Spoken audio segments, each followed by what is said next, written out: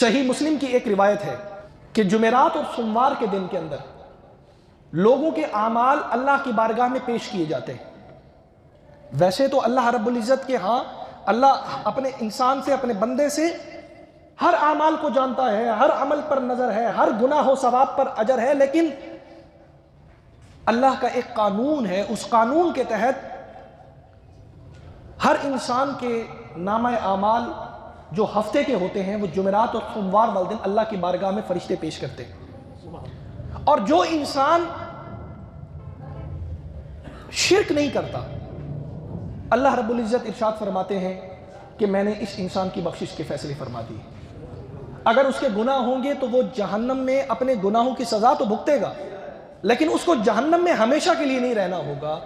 اس کو اللہ رب العزت جنت میں داخل فرما دیں گے۔ لیکن ایک شخص کے بارے میں اللہ فرمائیں گے اس کا نامہ اعمال یہیں روک دو،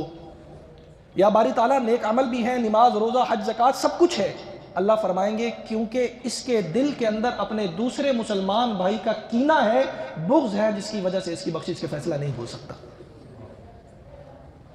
آپ اندازہ لگائیے، جو بظاہر ہمارے سامنے روزمرہ کی چیزیں ہیں، جو بظاہر کسی معنی میں اور کسی حیثیت میں بھی نہیں ہیں، اس کی وجہ سے میری اور آپ کی پکڑ